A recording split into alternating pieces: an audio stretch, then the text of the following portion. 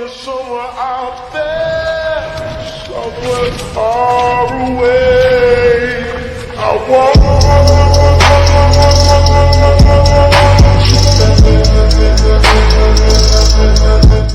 Si Chen Yu, na may hawak na kutsilyo, ay nagbabanta sa isang grupo sa pintuan. Sabi niya, pero kung mamatay kayong lahat, walang makakalaman, di ba? Humahakbang si Chen Yu, at sinabihan siya ng mga pinagbabantaan niya na, baliw ka. At tinanong kung, hindi ka ba natatakot na tatawag kami ng pulis? Tumataas ang rage level ni Liu Yi, at umabot na sa dagdag 2-3. Ang panel ay nagpapakita ng magulong eksena na may grupo ng mga tao. Si Chen Yu ang sumisipa, habang ang isa naman ay may hawak na kutsilyo.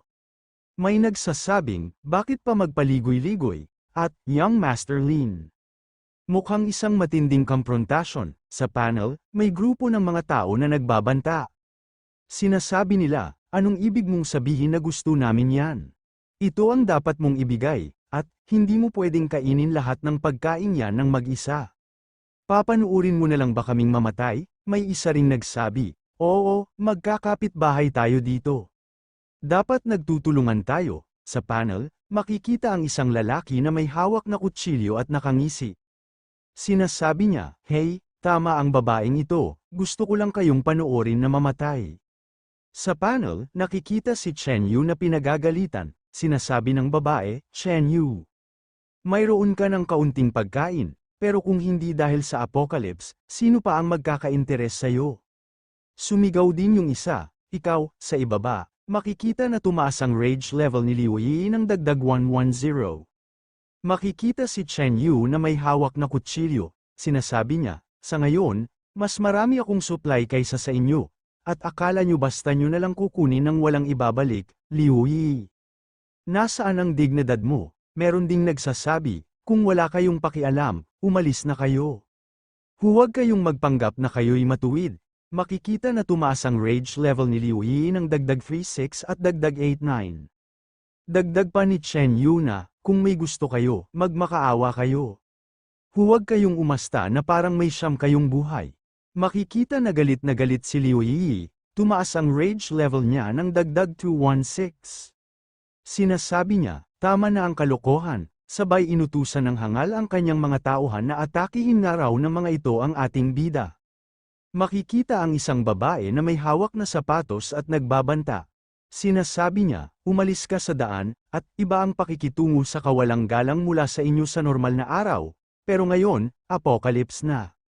Ngunit ipinakita naman na madali lamang na pinagpapatay ng ating bida ang mga hangal na sumugod sa kanya. Gulat naman ang mga dalawang hangal nang makita nila ang nangyari sa dalawa nilang kasamahan. At agad namang lumapit sa kanila ang ating bida at sinabi niya na mga basura nga raw ang mga ito. Dahil naman sa takot ng lalaking ito ay may bigla naman siyang nahawakan na isang plorera. Kaya agad niya itong kinuha at ipang-aatake niya ito kay Chen Yu, sabi pa niya na mamatay ng araw ang ating bida. Ngunit madali lang naman siyang sinangga ng ating bida. At pagkatapos ay ipinakita naman ang nabasag na plorera dahil sa malakas nitong pagbagsak sa sahig. Si Chen Yu na may ngising mayabang, hawak niya ang isang lalaki. Sabi niya, magpahinga ka na sa kapayapaan, sisiguraduhin kong tuturuan, ng tama ang asawa at kapatid mo para sa'yo. Pagkatapos ay ibinagsak naman ng bida ang hangal na wala ng buhay. Samantalang gulat naman ang babaeng ito nang makita niyang wala ng buhay ang kanyang boyfriend. Sa larawan, may isang babae na nagsasabi kay Chen Yu, nagkamali ako noon. Ang totoo, gusto lang kitang subukan, pero ngayong nakapasa ka na sa pagsubok, ang pinakamahalaga ay malagpasan natin ito ng magkasama. Ngunit pasigaw namang sinabi ni Chen Yu na umalis nga raw ito sa kanyang harapan, na agad namang sinunod ng babaeng ito dahil na rin sa takot nito sa ating bida. Makikita sa larawan si Chen Yu na may blonde na buhok at asul na mata, nakasuot ng itim na jacket, at may hawak na kutsilyo. Sa kanyang tabi ay isang babaeng may mahaba, pulang buhok, nakasuot ng pulang bestida na may mataas na hiwa, at nakapamiyaywang, na tila naiinis. Ang babae ay nagsasabi, HMPH, pinakawalan mo lang siya ng ganoon, mukhang may natitira ka pang nararamdaman. Sumagot naman si Chen Yu, huwag kang magselos, hindi siya sulit. Ang una ay, paano na lang itong mga taong to? Ililibing ba talaga natin sila sa community garden? Ang pangalawa ay, hindi na kailangan, itapon na lang natin sila sa bintana. Pagkatapos ay ipinakita naman ang mga bangkay ng mga taong ito. Sa larawan, sinasabi ni Chen Yu, ang pagtapon sa kanila ay magsisilbiring babala. Tingnan natin kung sino ang maglalakas loob na gumawa muli ng gulo. Sa larawan, may isang lalaki na nagsasabi sa isang babae na nakatayo sa tabi niya, Ate Wei, may cold wave ngayong gabi. Hindi kaya tayo kapusin sa mga gamit, dagaj pa rito, kung kapusin tayo, kukuha na lang tayo ng mas marami. Sasakop sa atin ang kapatid ko kung may mangyari, nang bigla namang may nagsalita na may patay na katawan nga raw kahit saan, napatingin naman sa itaas ang grupo nang marinig nila ang taong nagsalita. Samantalang may ibinagsak na isang hangal na bangkay mula sa itaas. At nang makita naman ito ng babae ay gulat naman siya sa kanyang nakita. Nakilala naman ng isang lalaki ang bangkay na nagulot mula sa itaas, sabi niya sa babae na ito nga raw ay siyang Master Lin. Sa kalye, gulat ang babae habang may mga taong nahuhulog mula sa itaas. May lalaki rin na tumatakbo. Pagkatapos ay makikitang parang nawawalan na ng malay ang babaeng ito sa kanyang nakikita, tapos ay tuluyan na nga itong nawalan ng malay, nag-aalala naman siyang tinatawag ng kanyang kasamahan. Sa larawan, may isang babae na nakatingin sa malayo at nagtatanong, naitapon na natin ang mga bangkay, malapit na ang cold wave, ano ang dapat nating gawin ngayon? Si Chen Yu ay nagluluto at nagsasabi, huwag kang magmadali, magpainit muna tayo ng tiyan, tapos bababa ako para tingnan kung anong nangyayari. System, ayusin na. Sa pagkakataong ito, nakatanggap ng 510 rage points, na convert sa 51,000 private credit. Kasalukuyang credit 160,600, pagdating sa 200,000, magbubukas ng bagong mga kategorya sa mall. Sinabi naman ni Chen Yu sa babae na tikman ng araw nito ang kanyang nilutong pagkain. Sa larawan, may iniisip ang babae, hindi ko akalain na kahit sa apocalypse, may magtatrato sa akin ng ganito kabuti, parang ang init ng tahanan, nagtanong naman ang babae na hindi ka ba kakain, ngunit sumagot naman ang bida na, hindi ako gutom, ikaw na lang, hindi ngayon ang oras para kumain, malapit na ang cold wave, kailangan nating maghanda ng maaga, pabor abilidad ni Chuyaw dagdag 40, kasalukuyang pabor abilidad 100, lubos na taimtim si Chuyaw sa iyo. Matagumpay ang estratehiya. Ang host ay nakakuha ng 113,200 pribadong kredito at lahat ng supply na naubos ni Chuyaw, kasalukuyang kredito 273,800. Mga bagong kategorya sa mall ay naka-unlock, natuwa naman ang ating bida sa kanyang nakita mula sa sistema, at sa paglabas ng ating bida ay makikita naman ang mga taong ito na pilit na ginigising ang babae. At sa pagkakita nila sa ating bida ay nasabi naman nila na ikaw na naman. Samantalang nagtanong naman ang ating bida na kung siya ba raw ang tinatawag nito, ngunit naiinis namang sumagot ang lalaki na sino pa nga raw ba ang tinatawag niya nanay ba raw ng ating bida.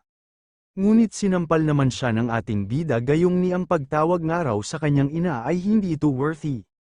Dagdag pa ni Chen Yu, na huwag kang umatras, bilisin mo at tapusin na to. Sinabi pa niya sa kanyang isip na gumastos ako ng 100,000 credits para doblehin lahat ng physical stats ko, perpekto para sa mga basurang katulad mo.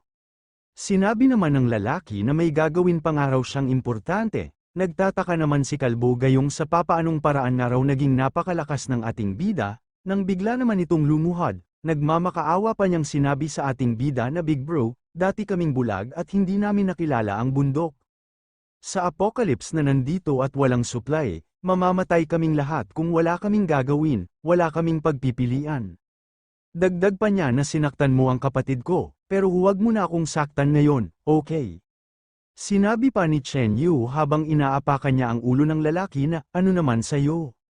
Tinatawag mo pa rin ba akong nanay? Hindi, big bro.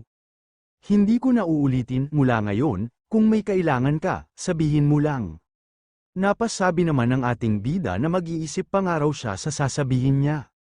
Napatahimik naman ang dalawang lalaki nang marinig nila ang sinabi ng ating bida. Alam niyo ba kung bakit nawala ng tubig at kuryente sa gusaling ito?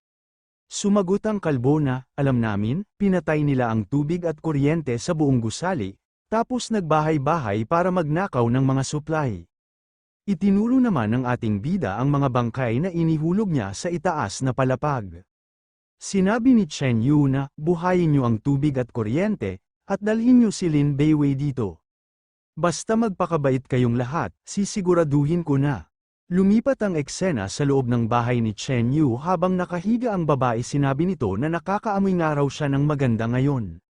Nagtanong naman ang babae na kung saan nga raw sila ngayon, ngunit masaya naman ang kanyang mga kasamahan gayong gising na nga raw ang kanilang boss. Nagtanong naman ang babae na kung saan nga raw ba nakuha ng dalawa ang kinakain ng mga ito, sumagot naman ang dalawa na ibinigay nga raw ito sa kanila ng ating bida. Binati naman ni Chen Yu ang babae dahil sa gising ng araw ito, samantalang nagulat naman ang babae nang makita niya ang ating bida. Galit na sinabi ng babae na tinatawag niyo siyang Big Bro para lang sa isang bowl ng noodles, walang backbone. Sumagot naman ang lalaki na, anong magagawa namin, Sister Wei, dapat meron ka ring noodles. Sinabi ni Chen Yu na, oo, gaano ba talaga tayo kayang bigyan ng backbone, ilang bowls ng noodles? Naiinis naman na sumagot ang babae na huwag mong isipin na dahil mabait ka sa akin, hahayaan ko ang kapatid ko na ipasa si Yi sa'yo. Dito na po natatapos. Maraming salamat sa panunood.